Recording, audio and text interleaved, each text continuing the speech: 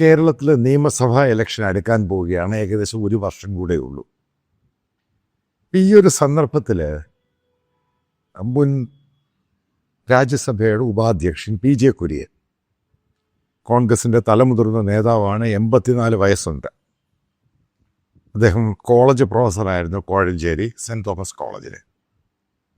അതായത് വളരെ ദീർഘകാലം പദവികൾ മാത്രം അലങ്കരിച്ച് മുന്നോട്ട് പോയ ഒരു നേതാവ് ഇപ്പോഴും KPCCയുടെ രാഷ്ട്രീയകാര്യ സമിതി അംഗമാണ്. അപ്പം അദ്ദേഹം 2 ദിവസം മുമ്പ് നടത്തിയ പ്രസ്താവനയാണ്, അതായത് യൂത്ത് കോൺഗ്രസ് വളരെ മോശമാണ്, അവർക്ക് ആൾക്കാരെ സംഘടിപ്പിക്കാൻ സാധിക്കുന്നില്ല, ഓരോ പഞ്ചായത്തിലും 25 പേരെ പോലും സംഘടിപ്പിക്കാൻ സാധിക്കുന്നില്ല. അതാണ് സ്റ്റേറ്റ്മെൻറ്റ്. പക്ഷെ ഈ പറയുന്ന PJ കുര്യൻ യഥാർത്ഥ വസ്തുത മുഴുവനും കളഞ്ഞു. ഞാനിപ്പം നാഷണലി തന്നെ എടുക്കാം. കപിൽ സിബലിൻ്റെ സ്റ്റേറ്റ്മെൻറ്റ് കോട്ട് ചെയ്യാം. അപ്പം അതിൻ്റെ പേരിലാണ് കപിൽ സിബലും കോൺഗ്രസ് പാർട്ടിയും അകന്നത്, ഒറ്റ സ്റ്റേറ്റ്മെൻറ്റിൻ്റെ പേരിലാണ്.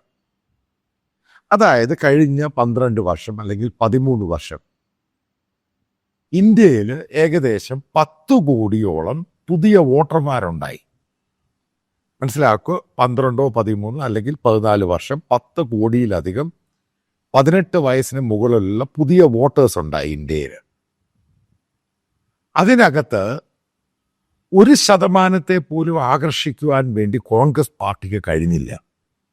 ഇതാണ് അദ്ദേഹം പറഞ്ഞ സ്റ്റേറ്റ്മെൻറ്റ്. ഇതാണ് കറക്റ്റ് സ്റ്റേറ്റ്മെൻറ്റ്. അതിന് കേരളത്തിലെ യൂത്ത് കോൺഗ്രസ്സുകാരാണോ ഉത്തരവാദി? അതിന് ഉത്തരവാദി എന്ന് പറയുന്നത് കോൺഗ്രസിൻ്റെ ദേശീയ രാഷ്ട്രീയ നേതൃത്വം AK ആന്റണിയും PJ കുര്യനും അതേപോലെയുള്ള രാഹുൽ ഗാന്ധി, സോണിയാഗാന്ധി, അവരാണ് അതിൻ്റെ ഉത്തരവാദികൾ. അതായത് രാഹുൽ ഗാന്ധിയെ പോലെ ഒരു കഴിവില്ലാത്ത ഒരുത്തൻ ആ പാർട്ടിയുടെ നാഷണൽ പ്രസിഡൻ്റായിട്ട് എന്തു കോൺട്രിബ്യൂഷനാണ് രാഹുൽ ഗാന്ധി ഈ പാർട്ടിക്ക് വേണ്ടി ചെയ്തത്? ആദ്യത്തെ ചോദ്യം അതാണ്. അതായത് കഴിഞ്ഞ 11 വർഷം നരേന്ദ്രമോദി BJP സർക്കാർ കേന്ദ്രത്തിൽ ഭരണത്തിൽ അധികാരത്തിലുണ്ട്. ഏതെങ്കിലും ഒരു സമരം അവർക്ക് നാഷൻ വൈഡ് നടത്താൻ കഴിഞ്ഞോ ഇല്ലയോ? അതായത് പല ഇഷ്യൂസ് ഉണ്ട്, പല രീതിയിലുള്ള ഇഷ്യൂ ഉണ്ട്. എല്ലാ ഇഷ്യൂവിലും ഇവരെ കാരണം ഇപ്പോൾ വഖഫിൻ്റെ ഇഷ്യൂ, അതിനകത്ത് വർഗീയത എടുക്കുന്നു. പക്ഷെ നാഷണൽ ഇഷ്യൂസ് ഉണ്ട്, ഇവിടുത്തെ കർഷകരുടെ ഇഷ്യൂ ഉണ്ട്. അതായത് അടുത്തിടയ്ക്ക് കണക്ക് വന്നു, ഏറ്റവും കൂടുതൽ കർഷകർ സൂയിസൈഡ് ചെയ്യുന്ന സ്റ്റേറ്റ് മഹാരാഷ്ട്രയായി മാറി. ഓരോ മണിക്കൂറിൽ 2 3 കർഷകരാണ് ഇന്ത്യയിൽ സൂയിസൈഡ് ചെയ്യുന്നത്. ആ ഇഷ്യൂ അവർക്ക് ടേക്കപ്പ് ചെയ്യാൻ കഴിഞ്ഞോ? ഇപ്പം ഇന്ത്യയിലെ ചെറുപ്പക്കാർക്ക് ഇഷ്യൂ ഉണ്ട്, പല ഇഷ്യൂ ഉണ്ട്, അതവർക്ക് ടേക്കപ്പ് ചെയ്യാൻ കഴിഞ്ഞു. പ്രധാനപ്പെട്ട ഇഷ്യൂ എന്ന് പറയുന്നത് കോൺഗ്രസ് പാർട്ടിയുടെ കേന്ദ്ര നേതൃത്വമാണ്. അവരാണ് ഇത് കുളവാക്കിയത്.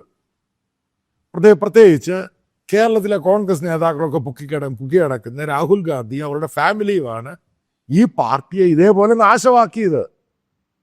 അതിന് കേരളത്തിലെ യൂത്ത് കോൺഗ്രസ്സുകാരെന്ത് പിഴച്ചു? പിന്നെ ഒരു കാര്യം ഞാൻ പറയാം, കോൺഗ്രസ് പാർട്ടിയിലെ എത്ര നേതാക്കളാണ് അവർക്ക് ഇത്രയും പ്രായമായിട്ടും, അതായത് 80-82 വയസ്സായ AK ആന്റണി ഇന്നും വർക്കിംഗ് കമ്മിറ്റി അംഗമായിട്ട് അദ്ദേഹം ആവശ്യപ്പെട്ടിരുത്തിയേക്കുവാണ്, അയാൾ പോലും ഒഴിഞ്ഞു കൊടുക്കുന്നില്ല. ഇതാണ് യാഥാർത്ഥ്യം. ഇതിങ്ങനെ തുടരുകയല്ലേ? എങ്ങനെയാണ് പിന്നെ ചെറുപ്പക്കാർ ആ പാർട്ടിയിലോട്ട് വരുന്നത്? എവിടെയാണ് ഈ യൂത്ത് കോൺഗ്രസ് ഉള്ളത്? ഇപ്പോൾ കഴിഞ്ഞിടയ്ക്ക് ഞാൻ UP യിലും ബീഹാറിലൊക്കെ പോയി കഴിഞ്ഞപ്പോൾ അവിടെ ഈ DCC ഓഫീസുകളില്ല. പിന്നെ അവിടെ യൂത്ത് കോൺഗ്രസ് ഒരു ഡിസ്ട്രിക്ട് കമ്മിറ്റി ഓഫീസ് DCCകളില്ല അവിടെ. എപ്പോഴും PCC പ്രസിഡൻറ്റിൻ്റെ ഓഫീസ് കാണും. അത് തന്നെ പ്രോപ്പറായിട്ട് മെയിൻറ്റെയിൻ ചെയ്യാൻ ഇവരുടെ പണമില്ല. രാവിലെ മുതൽ വൈകുന്നേരം കുറച്ച് ആൾക്കാരും ചായ കുടിച്ച് പത്രമൊക്കെ വായിച്ചിരുന്ന് പോകുന്നല്ലാതെ ഒരു പ്രവർത്തനവും ഇല്ല. അതുകൊണ്ടാണ് അവിടെ റീജിയണൽ പാർട്ടി വളരെ സ്ട്രോങ് ആയിട്ട് കയറി വന്നത്. അതുകൊണ്ടാണ് ഇന്ത്യയിലെ BJPയെ ചലഞ്ച് ചെയ്യാൻ കോൺഗ്രസ് പാർട്ടി കഴിയാത്തത്. അതാണ് യാഥാർത്ഥ്യം. പിന്നെ കേരളത്തിലോട്ട് വരാം. ഒരു കാര്യം ഞാൻ പറയാം, കൃത്യമായിട്ട് പറയാം. ഈ വരാൻ പോകുന്ന നിയമസഭാ ഇലക്ഷനിൽ ആൻറ്റി ഇൻകംബൻസി, അതായത് ആൻറ്റി പിണറായി വോട്ടുകളോടുകൂടി മാത്രമേ ഇവിടെ UDF അധികാരത്തിൽ വരികയുള്ളൂ. ആ ഒറ്റൊരു സംഭവമേ ഉള്ളൂ. അല്ലാതെ കോൺഗ്രസ് പാർട്ടിക്കും UDFിനുള്ള കേപ്പബിലിറ്റി ഒന്നുമില്ല.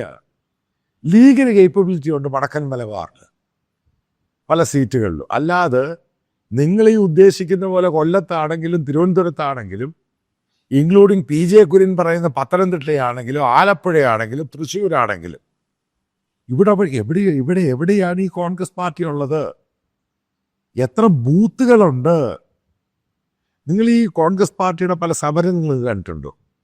കർഷക കോൺഗ്രസിൻ്റെ, യൂത്ത് കോൺഗ്രസിൻ്റെ, KSUവിൻ്റെ, കോൺഗ്രസ് പാർട്ടിയുടെ സമരത്തിൽ പങ്കെടുക്കുന്ന എല്ലാം ഒരേ ആൾക്കാരാണ്. കാരണം ആ ചെറുപ്പക്കാർ കേരളത്തിൽ നിന്ന് പോവുകയാണ് ഒന്നാമത്തെ കാര്യം. പിന്നെ ഈ ചെറുപ്പക്കാർക്ക് പ്രതീക്ഷയില്ല. പക്ഷെ CPM അതിൻ്റെ അത് ഭയങ്കര ടാക്ടിക്കലി അവർ ഭയങ്കര മുന്നോട്ട് പോയി. എങ്ങനെയാണ് അവർ മുന്നോട്ട് പോയത്? കാരണം അവർ 2 ടേം കഴിഞ്ഞ് കഴിഞ്ഞാൽ മാറിക്കൊടുക്കണം. അതായത് 10 വർഷം ഇപ്പം DYFIയിലോ CPMലോ പ്രവർത്തിക്കുന്ന ഒരാൾ മിനിമം ഒരു പഞ്ചായത്ത് പ്രസിഡന്റും പഞ്ചായത്ത് മെമ്പറും ഒക്കെ ആകും. പക്ഷെ കോൺഗ്രസ് പാർട്ടിക്കകത്ത് 25-30 വർഷം വർക്ക് ചെയ്യുന്ന ആൾ ഒരു പുല്ലും ആവത്തില്ല. അതിന് കാരണക്കാർ ഈ നേതാക്കളല്ലേ, PJ കുര്യനും ആന്റണിയും ഈ പറയുന്ന നേതാക്കൾ തന്നെയല്ലേ എൻ്റെ കാര്യം. അവർ മാറിക്കൊടുക്കുന്നില്ല. ഇവിടെ സമരം നടത്തിയ അതേപോലെ തന്നെ ഈ സമരം നടത്തിയ പല രാഹുൽ മാങ്കൂട്ടത്തിലെ എബിയും ബർക്കി അവരൊക്കെ അടികൊണ്ട് ജയിലിലൊക്കെ പോയി. അവർ നേതാക്കളായതുകൊണ്ട് അവരുടെ പേരുകളൊക്കെ കൂടുതലായിട്ട് പത്രങ്ങളിലും TV ചാനലിലൊക്കെ ഹൈലൈറ്റ് ചെയ്തു.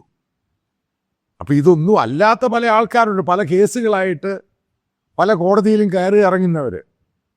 ഈ പറയുന്ന നേതാക്കന്മാർ എത്ര പേരാണ് ഇവരെ സഹായിച്ചത്? ഇവരെ ജയിലിൽ പോയി എത്ര പേര് നോക്കിയിട്ടുണ്ട്, കണ്ടിട്ടുണ്ട്? അതായത് മനസ്സിലാക്കേണ്ടത് പഴയ ഒരു കേരളമല്ല ഇന്നത്തെ കേരളം. അതായത് CPM എന്ന് പറയുന്നത് കേഡർ പാർട്ടിയാണ്. അപ്പോൾ അതിനോട് പ്രതിപക്ഷ എന്ന നിലയിൽ അതിനെ ഇപ്പം ശരിക്കുമുള്ള ബേസിക് എന്തോ CPMന് ഇപ്പോൾ ഏറ്റവും കൂടുതൽ പേടി എന്ന് പറയുന്ന സമരം നടത്തുന്നതിൽ BJP. കാരണം അവരുടെ സമരത്തിൽ ആൾക്കാരുണ്ട്.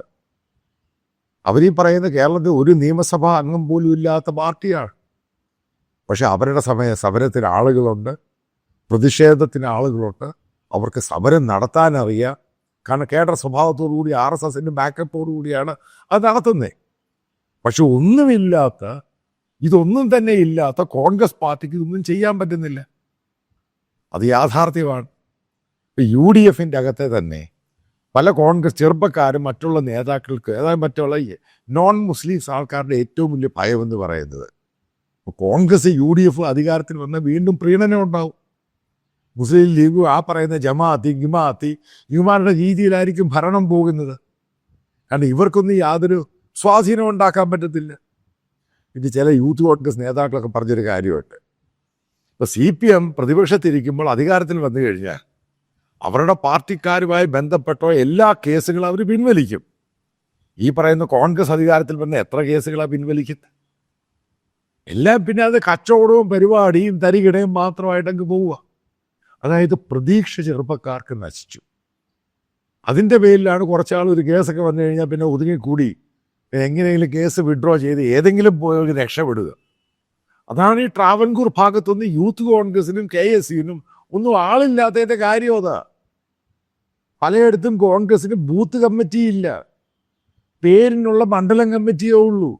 കാരണം ഞാൻ ഈ പഴയ KSUക്കാരുടെ, കാരണം എനിക്ക് ഇവരുടെ വർക്ക് എങ്ങനെയാണ് വർക്ക് ഫ്ലോ ഒക്കെ അറിയാം. ഒരാൾക്കൂട്ടമാണ്.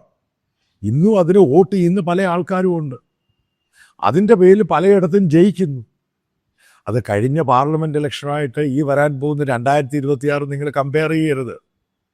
അതായത് പിണറായി വിജയൻ്റെ ആൻറ്റി എന്നുള്ള സംഭവം, ആൻറ്റി പിണറായി വിജയൻ എന്ന സംഭവം മാറ്റി വെക്കുകയാണെങ്കിൽ ഈ പറയുന്ന പോലെ കോൺഗ്രസ് അധികാരത്തിലൊന്നും വരത്തില്ല. നമ്മൾ അതിൻ്റെ മുമ്പിലത്തെ ഇലക്ഷൻ എടുത്ത് നോക്കിയാൽ മതി. ഇൻ കേസ് പിണറായി വിജയൻ മാറുക, ശൈലജ ടീച്ചർ അതേപോലെയുള്ള നേതാക്കളെ മുമ്പിൽ വെച്ചുകൊണ്ട് LDF പ്രചരണത്തിൽ വരികയാണ്, ചിലപ്പോൾ LDF അധികാരത്തിൽ വരും, കുറച്ച് സീറ്റ് BJPയും പിടിക്കും. ഇതിനുള്ള പോസിബിലിറ്റി തള്ളിക്കളയരുത്. അതായത് ഈസി വാക്ക് ഓവറൊന്നും അല്ല കേരളത്തിൽ വരാൻ പോകുന്ന ഇലക്ഷൻ. ഈ പറയുന്ന പിണറായി വിജയനെതിരെയുള്ള ജനവികാരം മാത്രമേ ഉള്ളൂ. പല കമ്മ്യൂണിസ്റ്റുമാർ അവർക്കൊന്നും ഈ പറയുന്ന പോലെ അവിടെയുള്ള ലോക്കൽ സഖാക്കൾക്കെതിരെ ഒന്നും ജനവികാരമില്ല. അതായത് കമ്മ്യൂണിസ്റ്റ് പാർട്ടിക്കെതിരെ പറയുന്ന ജനവികാരം ഒന്നുമില്ല. പിണറായി വിജയനെതിരെ ഉണ്ട്. കാരണം അയാളുടെ മകളുടെ ഇഷ്യൂ ആണ് ഏറ്റവും കൂടുതൽ കയറി കത്തിയത്. അതേപോലെ മറ്റൊരു എമേർജിങ് സംഭവമായിട്ട് BJP വരുന്നുണ്ട്. കാരണം കഴിഞ്ഞ ലോക്സഭാ ഇലക്ഷനിൽ കണ്ടതാണ്. അത് കൂടുതലായിട്ട് സ്ട്രൈക്കിംഗ് റേറ്റ് കൂടുവാണെങ്കിൽ അവിടെ ഉണ്ടാകാൻ പോകുന്ന UDFന്റെ വിജയമല്ല, അവിടെ ഉണ്ടാകാൻ പോകുന്ന LDFന്റെ വിജയമായിരിക്കും. വളരെ സിമ്പിളായിട്ട് ആലോചിക്കാവുന്ന അരിത്തമെറ്റിക്കാണ് ഇതൊക്കെ. അതായത് BJP നീ പറയുന്ന പോലെ കോൺഗ്രസ് പാർട്ടിയൊന്നും യൂത്ത് കോൺഗ്രസ് ഒന്നും ഈ പഴയ പോലൊന്നും വരുത്തുന്നു. ഇതിനൊക്കെ കാരണക്കാർ കുര്യൻ സാറൊക്കെ തന്നെയാണ്. നിങ്ങൾ മാറിക്കൊടുത്തിട്ടുണ്ടോ? 84 വയസ്സുള്ള ശ്രീ PJ കുര്യൻ ഇപ്പോഴും രാഷ്ട്രീയ കാര്യസമിതിയിൽ ആദ്യം പോയി പ്രസംഗിക്കും. ആദ്യത്തെ 15-20 മിനിറ്റ്. അതിൽ പങ്കെടുക്കുന്നവർ തന്നെ പറഞ്ഞു അത് കേൾക്കുമ്പോഴേ ബോറിങ്, പഴയ കാര്യങ്ങൾ പറഞ്ഞുകൊണ്ടിരിക്കുന്നു. അതായത് പുതിയ ജനറേഷന് വേണ്ടി, പുതിയ തലമുറയ്ക്ക് വേണ്ടി അവർക്ക് ഹോപ്പും പ്രതീക്ഷയും കൊടുക്കുന്ന രീതിയിൽ ആദ്യം നേതൃത്വത്തിനകത്തല്ലേ മാറ്റം ഉണ്ടാകേണ്ടത്. ഇതേപോലെ തന്നെ പത്തനംതിട്ട ജില്ല DCC എപ്പോഴും കോൺഗ്രസിൻ്റെ കുത്തകയായിരുന്നു എവിടെ പോയത്. ഇതേപോലെയാണ് പലയിടത്തും സംഭവിക്കുന്നത്. ഇതിന് കാരണക്കാരാരാ? കോൺഗ്രസ്സുകാർ തന്നെ, കോൺഗ്രസിൻ്റെ നേതാക്കൾ തന്നെ. അതിന് ഈ പറയുന്ന യൂത്ത് കോൺഗ്രസിനെ പഠിച്ചിട്ട് കാര്യമൊന്നുമില്ല. അവരെ നിങ്ങൾ സഹായിക്കുന്നില്ല. അതിൻ്റെ പേരിലാണ് യൂത്ത് കോൺഗ്രസ് പ്രതീക്ഷയില്ലാത്ത ചെറുപ്പക്കാരാണ്. ഇന്ന് വരെ കോൺഗ്രസ് പാർട്ടി നല്ല രീതിയിലൊരു സെമിനാർ നടത്തിയിട്ടുണ്ട്. എന്തുകൊണ്ടാണ് കേരളത്തിലെ ചെറുപ്പക്കാർ വിദേശത്ത് പോകുന്നതും കേരളം വിട്ട് പുറത്തോട്ട് പോകുന്നത്? എന്തായിട്ട് കാര്യം?